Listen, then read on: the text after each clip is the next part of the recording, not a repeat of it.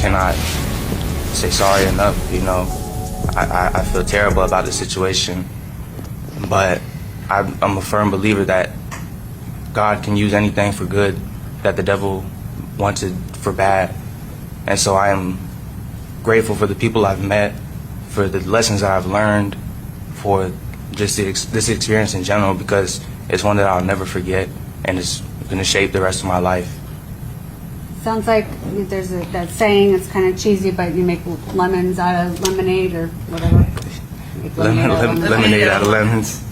Somehow. I obviously don't make lemonade, but it sounds to me like you are going to try and make the best of a bad situation. Does that sound about right? Of course. And are you going to continue to do that? Of course. I'm going to try to, continue a humble life, a righteous life, try to do the right things at all times, and just cannot. All right, y'all, let's state facts. This video right here should be studied across all schools. And let's change the term YN to YM, to young men. Because at the end of the day, that's kind of like the stigma and the tag that they want everybody to portray, right? They want you to label yourself a YN instead of a young man, right? So let's say YM. At the end of the day, this is a learning lesson.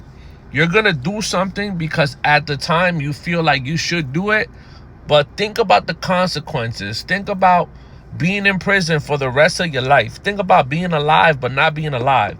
Being alive but being dead. 6 families failed here. 6 families.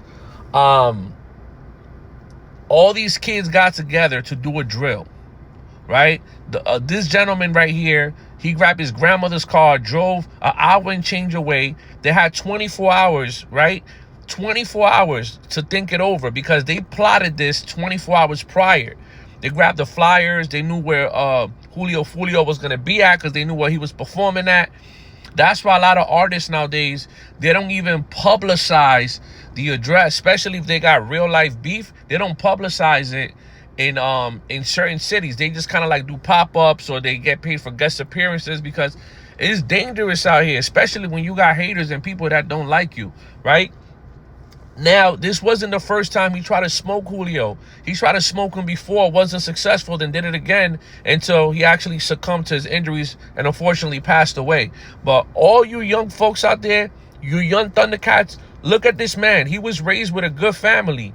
He comes from a good background, and this is where he resulted to. Now he regrets it. Now he's fighting just to stay alive. He ain't even pleading to be free. He's pleading just to stay alive. So this is a lesson learned for all the young folks, all the young men out there. Just because you feel like you want to off somebody, or they might have did something to you verbally on the internet, it's not worth it to spend the rest of your life in a box surrounded by other men. No freedom. You can't go where you want to go. You can't eat when you want to eat. You can't get a job. You can't be an entrepreneur. You can't do nothing. Your life is over. Finito. You're done. You're finished. Now you in a box forever. And the only way you're going to leave that box, ironically, is in a box. So you got to think before you do. You know how many times on a daily basis there's people out here that provoke me? Or when I was younger, people that wish death on me, put a green light on me, send goons at me. And every time that I got, I was in a situation, I handled it like a man. And everybody who I supposedly had problems with, I ran up on them man to man. Hey, listen, this, that, and the third. I didn't run up shooting. I ran up to have a conversation. And if a conversation wasn't had, we either shot the 5. Even though I had weapons on me, I never had to use my weapons, because back in the days, we wasn't scared to fight. Nowadays, these young men, they're scared to fight. They're scared to lose. I lost a fight before, one fight, but I won every other fight. You know what I'm saying? And I'm not saying that to brag. I'm just saying you get to live another day. Everybody I fought is still alive. You know what I'm saying? You get to live another day. But once you do that gunfire, you can't come back from that. Now, I understand if you have to defend yourself because somebody's trying to kill you, you get the upper hand and you do it to them. somebody's trying to essay your daughter, your mom, your auntie, and the only way to like subdue the subject is to gunfire, that's a different story. You're defending yourself. That's self-defense. But if you don't got to do that, it's not worth it. It's never worth it, man. Trust me, like the other day, for example, I was at Target. Some crazy white dude who sells Pokemon cards, he taps my fitted, right? I look at him like, yo, I was going to smack the shit out this guy. But guess what? I controlled myself because the guy who did that is a white dude. And I'm in a white neighborhood. So I knew if I did something to him, I was going to end up in jail. And I got shit to lose. I got things to do. You know what I'm saying? I have a company to run. I have employees I got to pay. I got real estate deals to sign. I got many things to do. But if I didn't have nothing to lose, I would have just snapped, did what I had to do to him, wash him up, do him dirty, end up in the front page, all because I couldn't hold my composure. Another thing, there's a big misunderstanding. Like, people think because you can control your emotions, you can control your composure. Like, people look at that as soft, and it's like, hey, listen, you rather be tough and in prison, or you rather be soft and free, or smart or composed? Because being composed and being smart is not soft. Being a crash out and being a dummy, that's not smart. That's being dumb. That's being stupid. That's being arrogant. A lot of y'all supposedly have a high IQ, but y'all got a very low EQ. Emotional intelligence is just as important as your intellect. It goes hand in hand, because you could be the smartest person in the world, but if you don't know how to control your emotions, you're never going to have a job. You're never going to have a business partner. You're never going to grow. You're never going to get any type of deals in life, and nobody's going to want to handle you. You're never going to be able to have no type of relationship. And when I say relationship, I'm talking about relationship with a friend, with a business partner, with a person, with a mentor, with nobody, because you don't want to listen to nobody. A lot of y'all burnt out for real. So y'all don't look at the bigger picture. Y'all want to crash out, kill somebody, stab somebody, knock them out. Like, you could even knock somebody out. They fall on the ground. Their head hits the concrete. Boom, they're dead. Now you in prison because you knocked somebody out because you couldn't control your emotions. You might have killed them by mistake. You might do 8, 9, 12, 15 years. But that's 8, 9, 15 years you just lost in your life that you're never going to get back. So you got to think of the consequences before you react. You got to think about that. Unless like y'all don't mind spending your whole life in jail, man, or in prison. It's cute to do these things in your mind, right? Like, oh my God, I'm gonna catch a drill. Yo, I caught a body. Like, with technology, how long you gonna think you're gonna get away with it? Every car made after like 2003, 2005 got GPS trackers. So when you go and do a drill, there's something in that car that knows your location. And if you're with more than one person, right, other than yourself, y'all got cell phones. Your cell phones are pinned to the towers, so they know you was there during the drill. And if you had other comrades, they know y'all was there too. So y'all caught by your iPad. If you got an Apple Watch, you call by your Apple Watch. You got a car with a GPS tracker, which most cars have it. You'll call by that, by your phone. Like, there's CC cameras everywhere. Every other house got a Ring doorbell. Like, this ain't the 1970s. You're not going to get away with a body and then just go home. And then y'all so dumb. Like, y'all be posting stuff on social media and snitching on yourselves. And then y'all blame it on other people. So long story short, short story shorter, control your emotions. Stop doing drills and dumb shit and think that there's no consequences to pay. Don't cry in court if you was tough enough to catch a body or execute somebody in broad daylight or in the nighttime, whatever. Don't cry in court, ask for sympathy and say you're going to be a changed man, because you had the opportunity to be a changed man before you went through and executed that person for whatever reason that is or for whatever reason that was. Y'all don't think about the consequences. Y'all just react, don't think, and just boom. So a lot of people be like some of the OGs be like, oh, I ain't scared of these, YNs, this, that, and the third. It's like, listen, these younger dudes are more reckless than we were when we was outside. When I was outside, yeah, there was a time I wasn't scared of nothing. I thought I was invincible because I used to do many things and get away with it without any type of consequences happening to me. But then as I got older, I was going, got locked up a couple times, went to jail a couple times, went to Rikers. I went to Rikers one time. Most of the times I got locked up, I went to bookings and shit. I went to the Bow in the Bronx, went to Central Bookings in Queens a couple times, and I hit Rikers Island. Once I hit Rikers Island, I caught another case after the island, but thank God I copped out to probation 3 years. Then I caught another case while I was on probation. They was going to give me like a year, but then I had to cop out to a plea because I had a lawyer. But it ain't fun catching these cases, because when you catch cases, if you're broke and you don't got lawyer money or you don't got a family to support you, to give you that second opportunity, then you're screwed. You're done.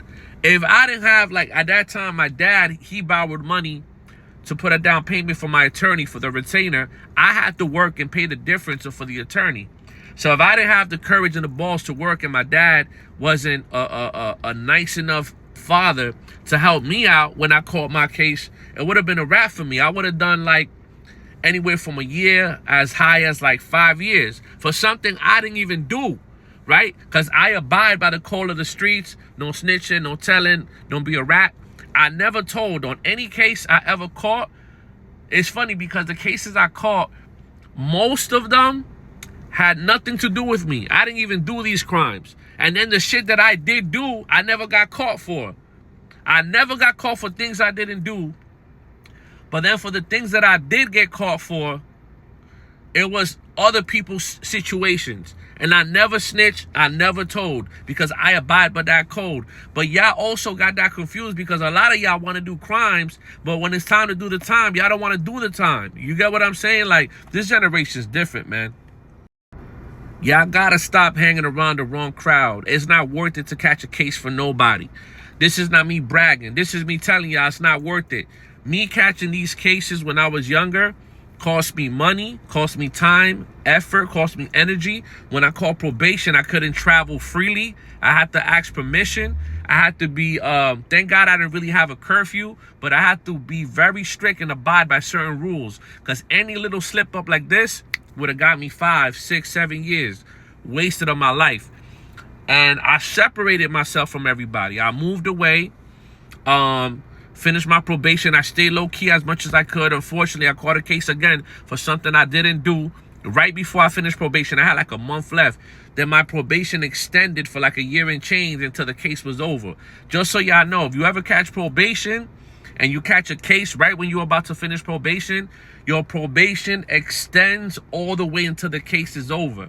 And then if you're found not guilty, dismissed, or it's a misdemeanor, depending on the type of charge, then your probation might finish right after that. Or if they feel like violating you because of that case, then you might do like, a couple months, depending on the type of terms and conditions that you had with your probation. But anyways, it's not fun. It's not fun. Again, I went to Rikers for like 2 weeks, 2.5. That was enough for me. That was enough for me. And right when I was getting out, the CO said, "Hey, you'll be back." I said, "No, I won't." He said, "Yeah, you will," because he thought I was another statistic. But I was intelligent enough to elevate myself and separate myself, and also educate myself in not being a statistic. A lot of the guys from my neighborhood and from other hoods that I was raised in, the toughest guys, thankfully, a lot of these guys changed and they have good lives now. They got families, they're businessmen, they got jobs, and a lot of guys were able to escape that. But unfortunately, there was other guys that didn't get to escape that lifestyle that ended up dying, unfortunately, passing away to street violence, to gunfire, for dumb shit. A lot of us growing up didn't like each other for no reasons. A lot of us was raised together, went to school together. Our moms know each other. We all knew where each other lived. So it wasn't even worth it, man. Like, a lot of the guys I remember, like, if some dude that had beef, and I'm like, "Listen, bro, my grandma be in your crib. So it's like, we beefing for what? Like, you know where I live, I know where you live. It's like, and then he was shocked, like, oh, really? I'm like, yeah, dude. That old lady that goes pick up them cans, that's my grandmother, and she be in your crib. And he didn't know that. When he realized that, he was like, ah, shit, like, let's end this beef, bro. So what I'm saying is, a lot of times, we know each other. We grew up in these neighborhoods. We all know each other, and our families be knowing each other. And sometimes y'all don't even realize that our families know each other. So we beefing for the dumbest things. But when you young, you dumb. You don't think, right? So you got people like myself who been through that fire, so y'all don't got to walk through it. I'm using my voice and my platform to share this so somebody else doesn't pick up a gun and drill somebody or kill somebody.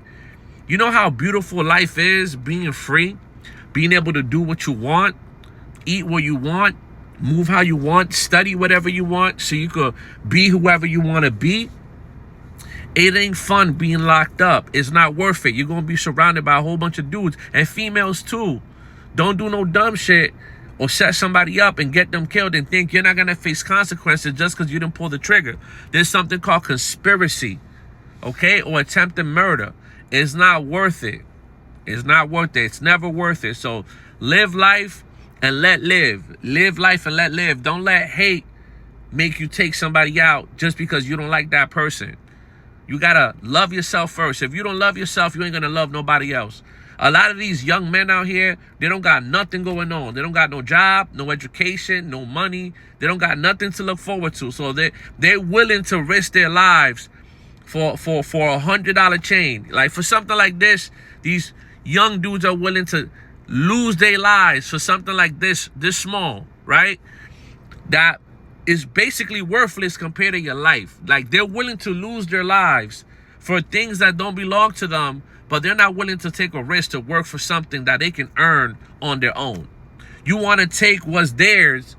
You want to take what's mine and what people work for. You want to hijack their cars, home invasions, do this, that, and the third. And then you go to prison and you don't got, like, how much, like, imagine 4 people running up with somebody to take $1,000 chain or take a $300 chain. Like what, y'all gonna split $300? Like, that's worth it to you? And what happens if that person you run up got a gun and then they off you and put you on a t-shirt? Then your mom is saying, oh, he was a good kid. He was studying this, that, and the third. Now you in heaven waking up like, damn, I should have never did this. But it's too late. So again, man, it's never worth it. Study something, get a certification, go to school, stay out the streets. If somebody wants you to do a drill, get out the car, man. Get out the car. If you knew better, you do better. I know better, so I'm telling you to do better, all right? But anyways, if you want to show this to your son, your cousin, somebody you know who's in the streets, show them this video. It's never worth it. Like, share, subscribe, and drop your comments, all right? Peace and love. 1.